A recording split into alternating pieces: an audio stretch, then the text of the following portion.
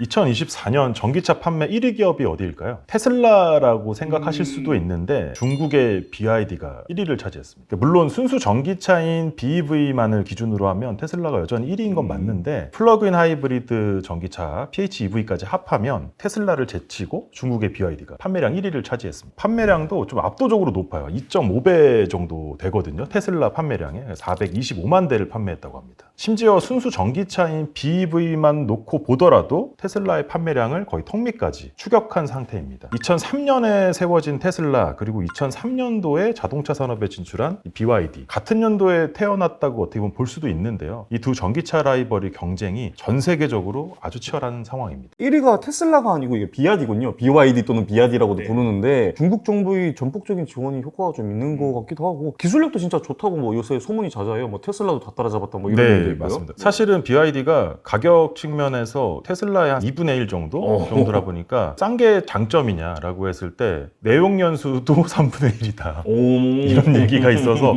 품질 이슈가 좀 있긴 했는데 그렇긴 하겠네요. 네, 최근에는 이제 기술력도 많이 올라왔고 그러다 보니 가성비, 가심비가 좀 압도적으로 올라온 상태죠. 컨셉이 진짜 확실해요. 이제 배터리부터 차량 생산까지 자체 생산을 하는 이제 수직 계열화를 통해서 저렴한 차량을 출시하고 있죠. 전기차가 이제 비싸다는 기존의 공식을 좀 깼고요. 한국에서도 3천만 원대 전기차를 출시하면서 좀 화제를 모으고 있습니다. 중국차에 대한 편견이 있잖아요. 근데 편견을 치우기 위해서 계속 이제 새로운 시도, 이제 브랜드 전시관도 열고 이런 전략들을 계속 추진하고 있습니다. 그러면 이제 올해 상황은 좀 어떤가요? 전기차 시장의 변화가 좀 있을까요? 올해도 BYD의 약진이 무섭고요. 압승이 예상되기도 해요. 25년 상반기 기준으로 테슬라 판매량이 88만 대인데 BYD는 벌써 211만 대 돌파했거든요. 하지만 전기차 시장의 승자가 단순히 이제 판매량으로 결정된다고 볼 수는 없어요. 앞으로 얼만큼 안정적인 판매를 이뤄낼 수 있을지 그리고 어떤 지역에서 또 판매가 되는지 한 대당 차량 수익, 공원이익 개념으로 이렇게 한 대 팔았을 때 얼마의 증분 수익이 있는지 얼마 남느냐? 네, 이런 게 이제 복합적으로 판단이 돼야 되거든요. 자세한 이야기는 재무제표를 좀 보면서 말씀을 드리도록 하겠습니다. 오늘의 제보자 주제는 전기차 시장에 그중에 이제 테슬라 그리고 BYD 그리고 우리나라의 현대차 그룹 이렇게 세 부분을 좀 비교해 보도록 하겠습니다.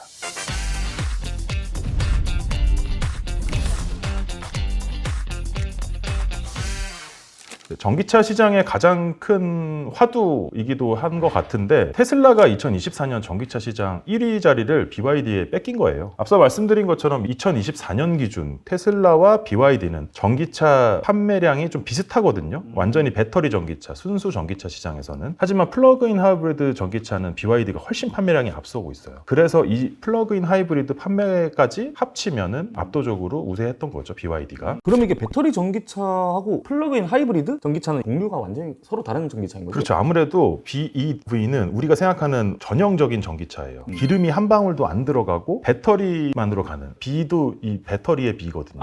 네. 하기 때문에 완전 전기차라고 봐야 되고 가솔린은 사용하지 않습니다. 반면에 이제 PHEV는 플러그인 하이브리드 전기차의 약자인데 전기도 사용하지만 충전도 하지만 이제 휘발유도 태우면서 그런 식으로 하이브리드의 개념이라고 볼 수 있죠. 테슬라는 이 중에서 이제 순수 전기차인 BEV만 생산하고요. BYD는 BEV와 PHEV 모두 만드는 회사입니다. 판매한 전기차 종류가 BYD가 좀 더 다양한 셈이에요. 그러네요. 아무튼 여기 판매량 자체의 숫자를 보면은 BYD가 테슬라를 압도한 건 맞습니다. BEV만 놓고 보더라도 테슬라와 판매량이 유사한 수준이니까요. 판매량에서는 이제 뒤질 게 없는 상황인 거죠. 그럼 과연 테슬라가 차지했던 전기차의 왕좌 자리를 BYD가 뺏었냐? 뭐 그거는 좀 다른 관점인 것 같아요. 여기에는 이제 두 가지 숨은 함정이 있거든요. 여기 뭘까요? 힌트는 이제 BYD가 중국 기업이다. 중국 기업이니까 한 가지는 뭐 역시 가격일 것 같고 그거 싸게 팔아서 뭐 막상 남는 게 많이 없을 수도 있잖아요. 역시 이게 중국이라는 단어가 주는 어떤 선입견이 약간 아무래도 수도 있고. 좀 거의 사람마다 비슷한 것 같아요. 네. 표면적으로는 BYD가 1위 탄환을 해서 영광을 얻은 것 같지만 숨겨진 첫 번째 함정은 말씀해 주신 대로 가격 측면입니다. 그런데 꼭 가격을 인하한다는 게 나쁜 건 아니잖아요. 그렇죠. 손해를 엄청 보고 팔지 않더라도 가격 경쟁력도 갖출 수 있는 거고 BYD가 획기적인 가격 경쟁력을 갖출 수 있었던 건 정부의 지원이 사실 굉장히 컸어요. 치트키죠. 나라가 밀어준다. 맞습니다. 이게 정부 지원 덕분에 배터리, 반도체, 모터 등의 핵심 부품을 자체 생산할 수 있고 수직 계열화를 이루어서 원가 정감을 이뤄냈거든요. 네. 이 수직 계열화 비율이 얼마나 되는지에 따라서 가격을 절감할 수 있는 여력이 룸이 생기거든요. 네. 업계 추정치에 따르면 BYD는 한 70에서 80% 절감할 수 있는 룸이 있다고 하고 네네. 테슬라는 6, 70%, 현대차 그룹은 4, 50%라고 하니까 차이가 좀 나는 거죠. 대놓고 나라에서 나서서 지원 사격을 그냥 해주는 거군요. 물론 뭐 이제 나라마다 자국의 대표 산업을 밀어주는 사례들도 있고 뭐 그런 건 비슷하니까요. BYD는 원래 배터리 제조사로 출발했어요. 배터리 제조사라 그런지 배터리 생산을 내재한 덕분에 원가 정감을 크게 할 수 있었거든요. 관계사에서 배터리 생산은 물론 배터리 소재 원재료인 이제 광물 확보에도 적극적이라서 그러니까 심지어는 뭐 중남미, 아프리카의 광산 개발 업체에도 투자를 하고 또 이제 인수하고 뭐 리튬, 니켈 등 핵심 광물도 직접 조달하려고 하고 있거든요. 그러니까 배터리 관리 시스템 전반적인 소프트웨어부터 하드웨어까지 내재화는 당연한 거고요. 자동차 운반하는 물류 선박까지도 직접 운영하고 전체적으로 있다고 하니까 다 하는군요. 다 하는 겁니다. 네. 그러니까 물론 테슬라도 수직 계열화 구조를 가지고 있어요. 이게 필수적인 거기 때문에 네. 배터리 내재화에도 성공을 했고 리튬 정제 사업도 하고 있고 뭐 스마트 운영 체제를 구축해서 소프트웨어, 뭐 전기차 충전 시설, 자체 보유 등 가격 경쟁력을 충분히 갖추게 된 것도 사실이긴 해요. 비슷한 상황이긴 합니다. 그렇게 가격 경쟁력을 이렇게 소위 갖췄다고 한들 BYD가 테슬라보다 영업이익률이 낮네요. 그 이유는 원가 절감 한 폭보다도 더 싸게 팔아서 그래요. 근데 가격 절감한 것은 맞으나 이제 너무 싸게 파니까 너무.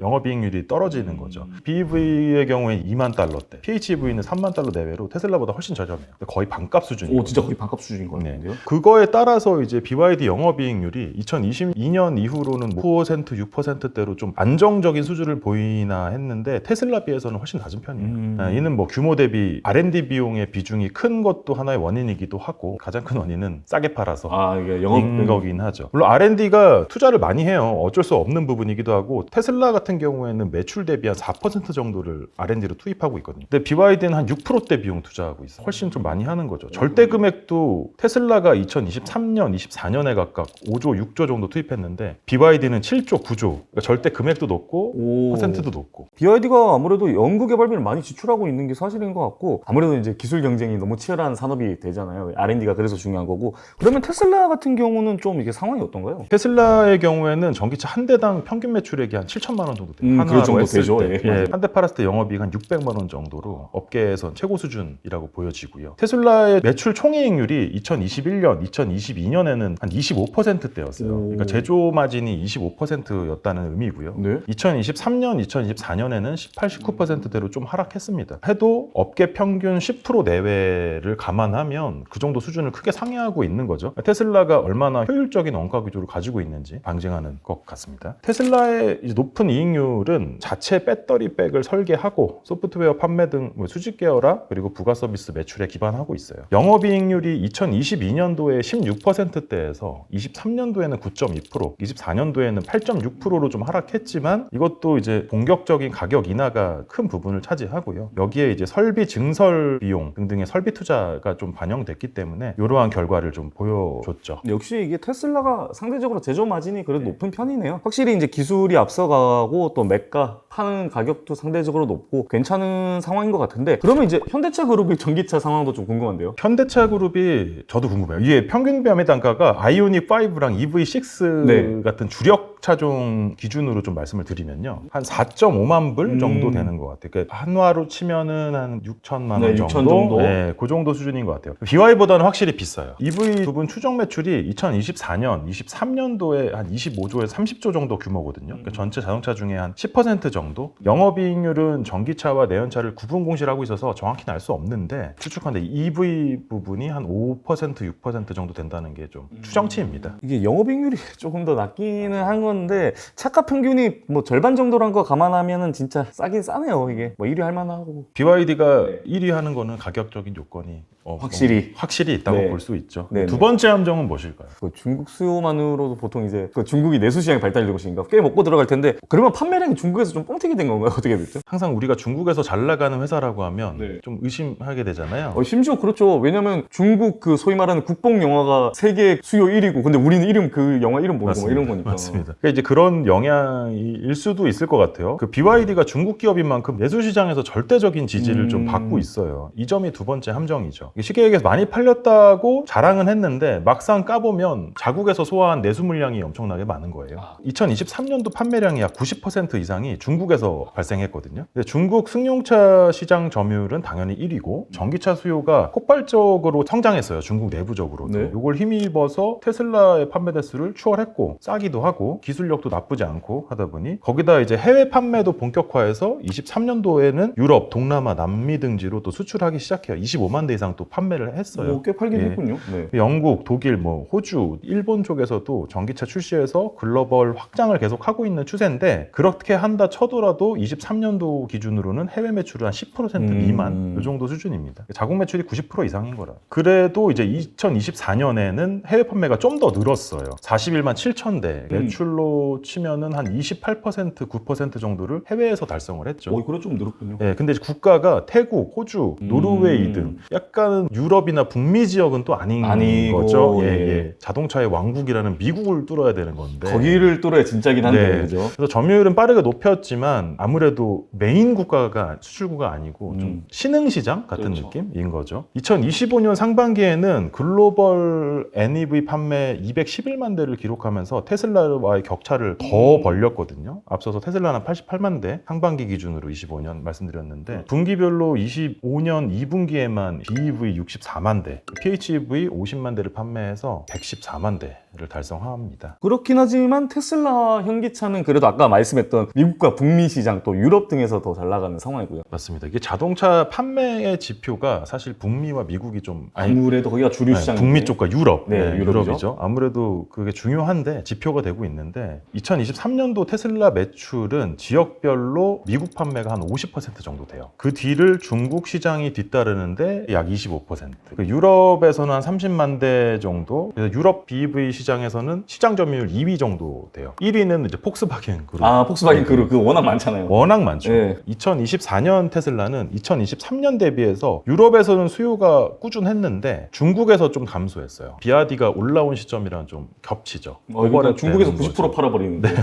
중국에서 팔아버리니까 아무래도 테슬라는 좀 낮아지고 단일 모델로는 제일 유명한 게 이제 모델 Y 공전의 히트를 쳤죠. 네. 2023년 전 세계 기준으로 글로벌리 122만 대가 팔렸다고요. 단일 차종 1위를 했다고 합니다. 24년도에도 모델 Y가 이제 이끌었지만 약간 판매가 감소됐고 신차인 사이버 트럭이 북미에서 출고를 시작하면서 좀 더 빈틈을 채우기도 했고요. 2025년 상반기에는 테슬라 약 88만 대 판매했는데 미국에서 40만 대, 중국에서 25만 대, 기타 지역에서 나머지 한 23만 대 분포. 인기 차종은 여전히 모델 Y, 모델 3 뭐 이 정도인 것 같고요. 확실히 이게 비아디와는 달리 테슬라는 북미와 유럽 판매량이 크다는 게 아예 그냥 지표로 딱 이게 나와 있고 자동차의 천국이잖아요. 미국하고 이제 하이 퀄리티 자동차 제조업자는 유럽이 독삼사 보통 얘기하는 그런 유럽에서도 먹힌다는 게 비아디 입장에서는 되게 부러운 타이틀일 것 같거든요. 맞습니다. 확실히 그래요. 말 나온 게 마지막 이제 현대차 그룹, 우리나라 그룹 현대차 그룹 한번 살펴보면 현대차 그룹도 되게 고무적이에요. 북미와 유럽에서 되게 인정을 받고 있거든요. 뭐 국내 매출도 고르게 이루어지고 있고요. 유럽 시장에서 2023년에 현기차가 22만 대 이상의 전기차를 판매했습니다. 그래서 2023년도에 점유율 한 2위까지 올라왔어요. 한 13% 정도 차지했고 1위는 여전히 폭스바겐. 그렇죠. 네, 미국 시장에서는 2022년 말에 인플레이션 감축법으로 보조금 차별을 좀 받았잖아요. 맞아요. 네, 그럼에도 불구하고 2023년도 현기차 4만 대 이상의 EV를 판매했어요. 그래서 테슬라 다음 가는 EV 메이커로 좀 자리매김한 부분이 있어요. 진짜 테슬라 다음 가는 느낌으로 있네요. 네. 그러니까 기술적으로는 사실은 현기차가 또 오래된 노하우를 가지고 있잖아요. 아무래도. 그런 부분들이 좀 인정을 받는 것 같아요. 특히 이제 기아의 EV6, EV9, 이제 현대 아이오닉 5는 엄청나게 현지에서 호평을 받았어요. 그래서 2024년도에 EV 시장에서 현대차 그룹이 약 8만 대 이상 판매를 달성해서 점유율 한 7% 정도 차지했거든요. 근데 또 재밌는 건 중국에서는 또 잘 못 팔았어. 뭐 중국은 90%가 비아디와 그러니까 거기는 이미 꽉 잡고 있어서 네. 2025년 상반기를 보면 유럽, 중국 경기가 좀 둔화됐기 때문에 판매량이 좀 30% 정도 빠진 것 같은데 이건 앞으로 좀 두고 봐야 되겠죠. 그렇다면 이게 판매량에서는 비아디에 최근 밀리고 있는 추세인 거고, 영업이익률도 최근 큰 폭으로 떨어진 테슬라 손익도 좀 궁금하거든요. 매출 및 영업이익은 어떤가요? 좀? 테슬라 손익계산서를 좀 보면 네네. 2020년부터 22년도까지는 엄청난 성장을 했다는 게 좀 한눈에 보이거든요. 2020년 영업이익이 2조 3천억에서 21년도에 7조 4천억으로 뜁니다. 예. 와, 그 영업이익이 3배 이상 뛴 거네요. 3배 뛴 거죠. 야, 진짜 그 당시에 테슬라는. 그 당시 제조 마진이 엄청났고 거의 압도적이었죠. 네네. 그리고 3배까지는 아니지만 이제 2022년도에 17조 6천억으로 2배 이상 영업이익을 띄웠고요. 그러니까 매해 엄청난 성장을 한 거죠. 폭발적으로. 네네. 근데 이제 여기서 이제 좋은 시절이 좀 간 것 같긴 한데 23년도에 11조 6천억, 24년도에는 11조 5천억, 그리고 25년 반기가 지난 지금에는 영업이익이 1조 3천억에 좀 불과합니다. 근데 이게 보면은 매출은 계속 올랐는데 영업이익이 줄었다는 거는 판매 가격 낮췄다는 이야기인가요? 맞아요. 23년도에 글로벌 경기 둔화가 시작됐고 판매 촉진을 하려고 프로모션 차원에서 가격을 좀 많이 낮췄어요. 매출을 보면 2020년 37조에서 21년 61조, 그리고 22년도 이후로는 계속 100조를 넘겼거든요. 22년에도 105조, 23년 126조, 24년에 134조, 25년 반기 기준으로 한 60조 원 되니까 작년 정도, 작년 이상 100조는 충분히 넘겠죠. 이번에도. 네. 2022년까지 매출을 수십 두 자릿수로 증가, 영업이익도 두 자릿수 증가하다가 최근 3년에 영업이익률 한 자릿대로 확 줄어들었잖아요. 네. 심지어 25년 영업이익률은 한 1%대.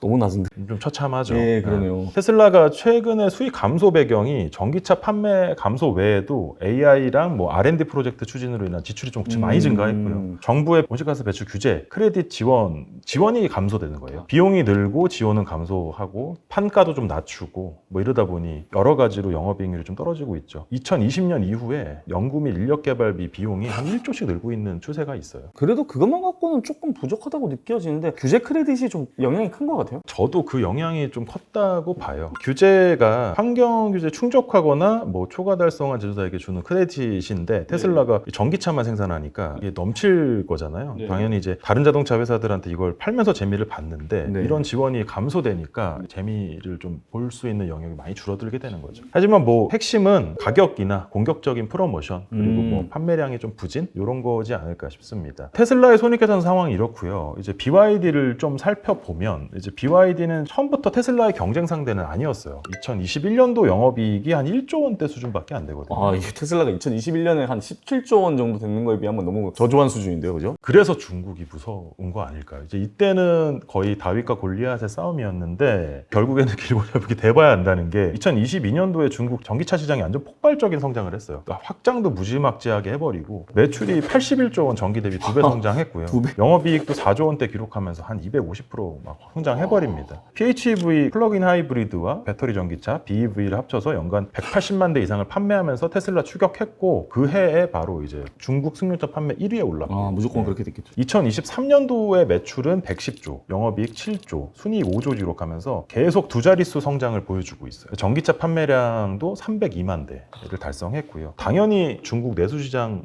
점유율이 90%잖아요. 네, 그렇죠. 다 BYD 샀다고 보면 되는 압도적인 거죠. 것 같습니다. 네. 다만 이제 2023년 하반기부터 가격 경쟁이 좀 치열해지면서 단가를 떨어뜨려야 되는 압박이 좀 심해지죠. 그래서 24년도에는 성장폭이 조금 둔화됐는데 그래도 24년도 매출액이 120조 원을 찍으면서 계속 사상 최대 기록을 달성하고 있고요. 영업이익은 9조 원, 순이익 7조 원 이 정도 달성했습니다. 이러니 저러니 해도 이제 매출이 계속 역대 최고를 찍고 있고 계속 성장을 하고 있는 모습으로 보이죠. 그러면은 현기차는 실적 근황은 좀 어떤가요? 현기차도 사실 전기차 시장에서 꽤나 주목받고 있다고 들었거든요. 현기차가 말씀드린 대로 북미와 유럽에서 좀 인정을 네, 받잖아요. 맞아요. 기술력으로. 2020년도에 보면은 코로나 충격도 있고 엔진 리콜 충당금 때문에 영업이익이, 리콜 있었죠. 맞아요. 영업이익이 좀 4조 원대 그쳤던 암흑기가 있었어요. 그 이후에 21년도에 수요 회복하고 고부가가치 차종으로 좀 판매를 확대하면서 실적이 완전 반등했거든요. 현대차, 기아차 합산 매출로 186조 21년도에 영업이익 34조, 당기순이익 10조 기록하면서 2배 이상 성장했고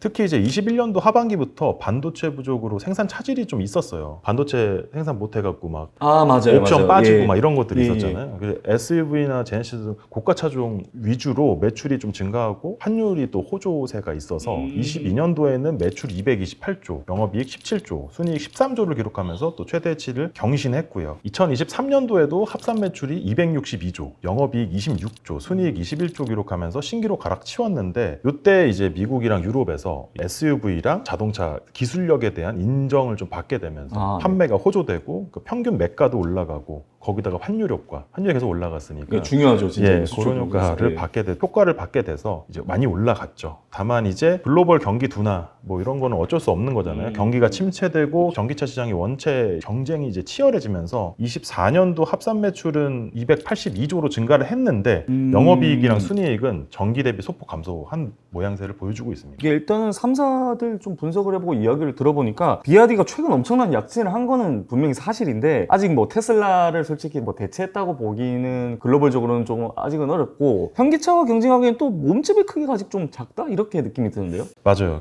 최근에 엄청 띄워주고는 있지만 이제 BYD가 아직 불안 요소가 좀 많이 있다고 보거든요. 이제 한 4가지 정도의 위크 포인트, 약점이 좀 있지 않나. 4가지나 있나요? 4가지 정도. 첫 번째는 글로벌 브랜드 파워가 좀 부족하지 않나 싶어요. 중국 내에서 인지도는 거의 BYD만 사는 분위기긴 한데 전기차 내부로 봤을 때는. 근데 말씀드린 대로 자동차의 처왕국인 북미, 또 이제 유럽 이런 선진국 시장에서는 아직 브랜드 파워가 너무 약해요. 테슬라, 유럽의 3사, 현대차에 비하면 현대차보다도 프리미엄 이미지가 좀 떨어지는 게 사실이거든요. 소비자 인식 측면에서도 뭔가 중국산 차에 대한 불신도 좀 있을 수 있고요. 아무래도 편견이 좀 작용을 할 것 같기도 하고요. 개인 보안상의 문제도 조금 있을 것 같고 물론 음모론일 수도 있지만 장난식으로 얘기하지만 좀 찜찜한 부분이 있기는 해요. 찜찜한 감이 있다. 이게 맞아요. 정확한 것 같고 거기서 오는 좀 부정적인 게 좀 많으니까. 맞아요. 그 두 번째는 마진 구조가 좀 취약합니다. 영업이익률이 아까 계속 말씀드린 대로 판매량은 많은데 영업이익률은 좀 낮잖아요. 테슬라에 비해서. 너무 싸게 파니까. 싸게 팔아서 그래요. 그러니까 중저가 모델에 집중돼 있기 때문에 또 이제 평균 단가가 좀 낮아요. 대량 생산으로 좀 커버는 할 수 있는데 테슬라 같은 수익성 확보는 아직 좀 안 되지 않았나 이런 생각이 좀 들고요. 세 번째는 이제 규제 리스크, 정치적인 어떤 부분들. 그러니까 미국 시장에 사실상 진출이 좀 어렵잖아요. 지금 상황이 좀 그렇죠. 네, 그렇게 되고 이게 좀 커요. IRA법이랑 관세 부과도 100% 이런 상황이니까 이게 좀 애매한 부분이 있죠. 그러니까 EU도 반덤핑 진행 중이라고 하니까 결국에는 미국이랑 유럽을 잡고 싶은데 진입장벽이 좀 너무 진입장벽이 좀 있는 상태예요. 글로벌 확장 전략이 정치적 요인에서 좌우될 가능성이 좀 커 보이고 그렇다 보니 이제 아무래도 멕시코나 태국, 브라질 제3국으로 나가려는 그런 모양새를 띠고 있는 거죠. 미국 내에서 판매가 없다면 그래서 이렇게 돌아가는 전략으로 쉽지가 않죠, 그죠? 그만큼 이제 미국 자동차 시장이 자동차 업계에서는 굉장히 중요한 시장인데 글로벌 트렌드의 척도라고 볼 수 있는 곳이니까 미국이야 석유도 엄청 넘쳐나고 차도 연비 같은 거 신경 보통 안 쓰잖아요. 그래도 점점 전기차로 넘어가는 대세는 막을 수는 없거든요. 그렇기 때문에 미국 시장을 못 나간다는 게 좀 크긴 하죠. 마지막으로는 모델 다양성의 내수 편중 구도로 모델이 많긴 한데 대부분 이제 중국 시장에 최적화된 모델들이에요.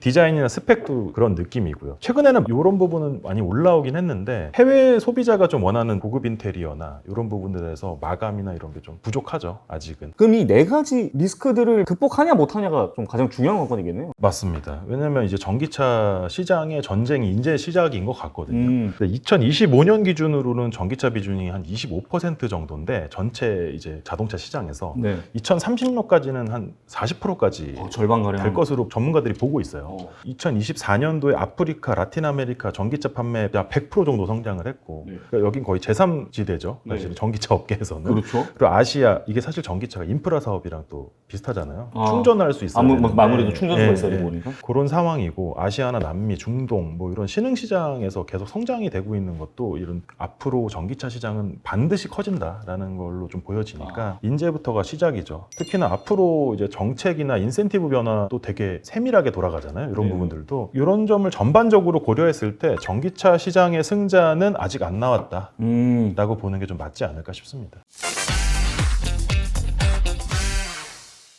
네, 전기차. 이제 어느 정도 우리 일상생활에 이렇게 들어와 있다고 딱 느껴요. 거기 가보면은 전기차 많이 돌아다니고. 그래서 업계 선두 노리는 경쟁은 이제 계속되고 있는 것 같은데, 당연히 이제 전기차 시장 하면 그 아이콘, 테슬라 있고요. 꾸준하게 성장하고 있는 우리나라 현대자동차 그룹도 있고, 그리고 오늘 가장 많이 얘기를 했던 중국을 기반으로 한 비아디 이렇게 있는데, 세 회사의 미래랑 뭐 전기차 시장 미래는 좀 어떻게 보시나요? 테슬라는 여전히 전기차의 상징이고, 그리고 BYD는 가성비와 내수 시장의 힘으로 무섭게 치고 올라왔지만 또 뭐 수익성이나 브랜드 파워, 뭐 정치적 리스크 이런 숙제를 또 안고 있고요. 현대차 그룹은 안정적인 글로벌 판매량과 기술력을 또 보유하고 있어서 또 이제 그거 기반으로 시장을 넓혀가고 있고요. 이 전기차 시장이 이제 본격 경쟁이 시작된 것 같아요. 앞으로 이제 누가 많이 파느냐보다도 누가 어디서 어떤 차를 얼마나 이익을 남기면서 파는지가 중요한 것 같고요. 그 부분이 아마 승부를 가를 전 세계 글로벌 1위를 누가 하냐 이제 거기에 매달린 것 같습니다. 이제는 정책 변화 그리고 원자재 가격 같은 부분도 크게 작용할 수밖에 없기 때문에 결론적으로는 세 회사가 각자의 강점을 가지고 이런 외부 요건도 잘 맞춰 나가야 세계적인 글로벌 1위 브랜드가 될 수 있지 않을까 그렇게 생각합니다.